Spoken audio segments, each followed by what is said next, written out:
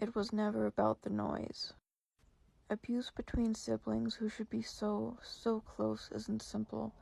It's not that boy roughhousing or simple as stolen property. It's insidious, seemingly benign, and gaslighting, erasure, deflection, minimization, dehumanization, and conflation.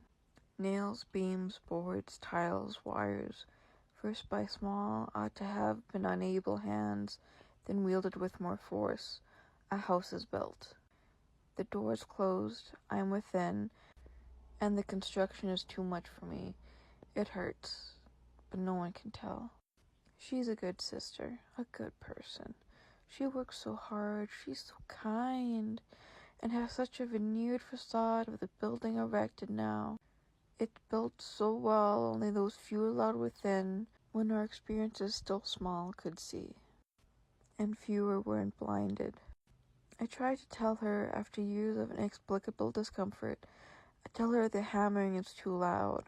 That why is there a jackhammer? She tells me it's nothing. There's nothing. I explain how the ceiling isn't finished. Explain how loud the nailing is. She tells me I'm not making sense. You're exaggerating and trying to get attention again. Listen. You're not special for having an irrational fear of noise. She grabs a broom handle and drums it against the stone counter. Hey, pause please, you're hurting me. And then the counter accusations and hurt fly out like the spit from a rich man's mouth, because any sort of hurt I could have caused in reality or otherwise is of far, far more import than anything she might have done just now. She makes coffee in the under construction kitchen with the loudest coffee grinder known to mankind, adding to this cacophony of knives and booms in my ears. The mercury lights flick on and I wince at the hot poker shoved through my eyes. Then she's yelling about how I need to go back to therapy because I'm the only problem. How I'm the only one benefiting myself, yet I'm still the one and only drag on the rest. How I'm suddenly unfit to have any animals and that she'll report me. The reason I couldn't guess.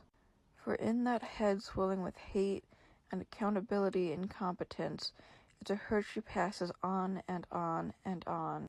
And I find it hard to empathize with her and her hurt, because of how happily she takes the ice pick from the toolbox and a hammer from one of the builders and chases me. I try to speak up when there are others, but I am not heard. I am pushed down, gagged like an old-fashioned Christmas pig, and stuck until I squeal. But then I am the abuser, because everyone knows when a beaten dog howls, he's the true perpetrator. Some of my friends, all experienced in some of the yellow tape and angry, volunteer to be my knights. But I can't cause hurt. I love their love, but I can't hold the hammer nor the pick to flesh. I crawl back into myself and blink those stinging tears away, because everything is fuel to her unending fire. I hide away the parts of myself I've learned to accept, because I am the only different one, and therefore I am the curse. Then I scream and cry by myself, searching through my memory and my friends for the comfort that I am not that I am rightfully wronged and unjustly put down. In finished houses I am sane. In that house, I only get the blame.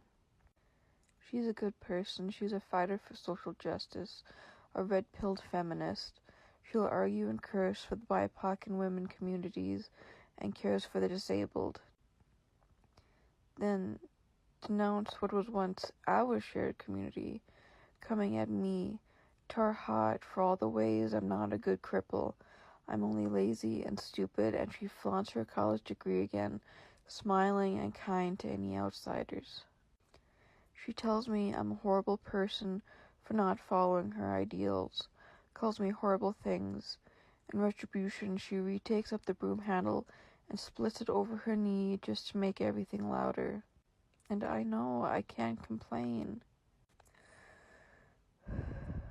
I'm learning to keep a grasp on that the noise can be heard down the street, that it comes up high on a decibel counter, that I'm not the only nor the first that has to cover my ears for sounds no one else can hear.